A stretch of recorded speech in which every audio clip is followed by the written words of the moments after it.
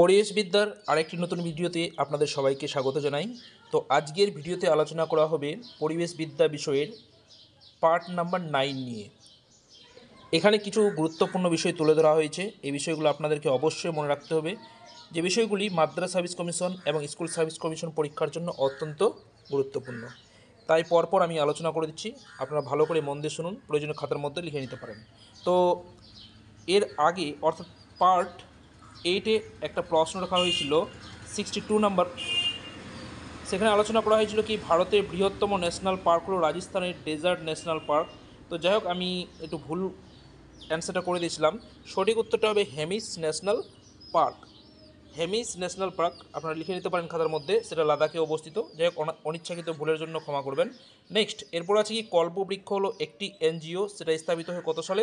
1979 সালে। অবশ্যই মনে রাখতে হবে কল্পবৃক্ষটা কি, এটা হচ্ছে এনজিও সংস্থা, অর্থাৎ নন গভর্নমেন্ট অর্গানাইজেশন।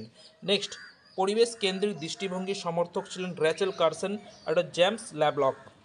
নেক্সট, মাটিতে থাকে এমন একটি তেজস্ক্রিয় আইসোটোপ, তা হচ্ছে কি সেটা পটাশিয়াম 40। তারপর হচ্ছে কি ইদ্দুকি তাপবিদ্যুৎ কেন্দ্র কেরালায় অবস্থিত। নেক্সট, জাতীয় পরিবেশ নীতি 2006 সালে ঘোষণা করা হয়। তারপর নেক্সট যেটা হচ্ছে জনসংখ্যা দিবস পালন করা হয় 11ই জুলাই। তারপরে যেটা হচ্ছে পরিবেশ সুরক্ষার পূর্ণাঙ্গ রূপ গ্রহণ করা হয় 7ম পঞ্চবার্ষিকী পরিকল্পনায়। নেক্সট, জাতীয় কৃষিনীতি প্রবর্তিত হয় 2003 সালে। অবশ্যই ইম্পর্ট্যান্ট প্রশ্নটা ভালো করে মনে রাখতে হবে আপনাদেরকে, যে জাতীয় কৃষিনীতি প্রবর্তিত হয় কত সালে? 2003 সালে। নেক্সট যেটা আছে গ্রিন হাউস এফেক্ট উৎপন্ন করে ইনফ্রারেড রশ্মি, অর্থাৎ নেক্সট যেটা আছে জীববৈচিত্র্য সৃষ্টি সাহায্যকারী একক হলো গিয়ে বায়োম। নেক্সট, হিউম্যান ভলকানো বলা হয় কারখানার চিমনিকে। হিউম্যান ভলকানো বলা হয় কারখানার চিমনিকে। তো এই যে মানে তথ্যগুলো আপনাদের সামনে তুলে ধরা হয়েছে, তো এই তথ্যগুলো আপনাদের প্রশ্ন আকারে দিবে, এইভাবে কিন্তু দিবে না। হয়তো জিজ্ঞাসা করলো যে হিউম্যান ভলকানো হলো কারখানার চিমনি, বা আরও এরকম 3টা অপশান দিল, সঠিক উত্তরটা আপনাদেরকে এখান থেকে লিখতে হবে। নেক্সট, এনভায়রনমেন্টাল ম্যানেজমেন্ট সূচিত হয় ISO 14001 দ্বারা। ISO ইন্ডিয়ান স্ট্যান্ডার্ড অর্গানাইজেশন 14001 দ্বারা এনভায়রনমেন্টাল ম্যানেজমেন্ট সূচিত হয়। নেক্সট, জ্যাট্রোপা গাছ থেকে বায়োডিজেল তৈরি হয়। নেক্সট যেটা দেওয়া আছে 2002 সালে পূর্ব কলকাতার জলাভূমিকে রামসার সাইট হিসাবে ঘোষণা করা হয়। তাহলে পশ্চিমবঙ্গের একটা রামসার সাইট কি, সেটা হচ্ছে পূর্ব কলকাতার জলাভূমি। সেটা কত সালে ঘোষণা করা হয়? 2002 সালে। সালটাও মনে রাখতে হবে, জায়গাটাকেও আপনাদেরকে মনে রাখতে হবে। নেক্সট, স্টকহোম সম্মেলন হয়েছিল 1972 সালে। নেক্সট যেটা হচ্ছে গিয়ে ওজোন গ্যাসের ঘনত্ব পরিমাপ করা হয় ডবসন এককে, অর্থাৎ ডবসন ইউনিটে ওজোন গ্যাসের ঘনত্ব পরিমাপ করা হয়। তো এক Dobson unit equal to 0.01 mm। Next, Devonian যুগকে মৎস্য যুগ বলা হয়।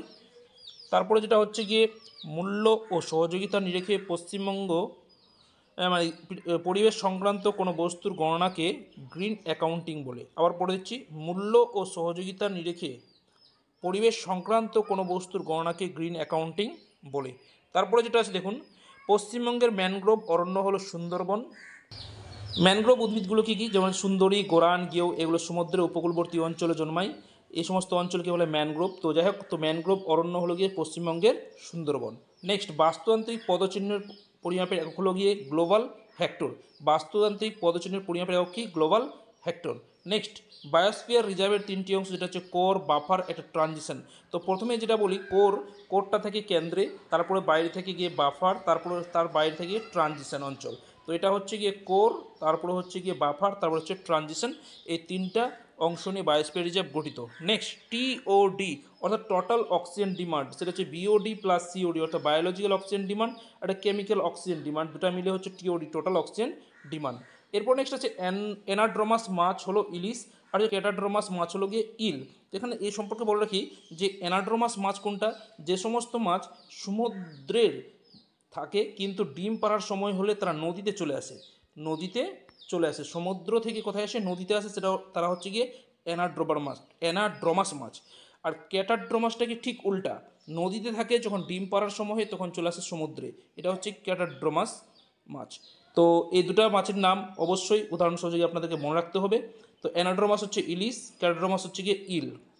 তো যাই হোক, আজকের ভিডিওটি বেশি বড় করব না, এখানেই শেষ করছি। তো এই যে গুরুত্বপূর্ণ বিষয়গুলো আপনাদের সামনে তুলে ধরা হলো, আপনাদেরকে বলবো অবশ্যই মনে রাখবেন এই তথ্যগুলো। ভিডিওটি এখানে শেষ করছি, ধন্যবাদ, বেস্ট অফ লাক।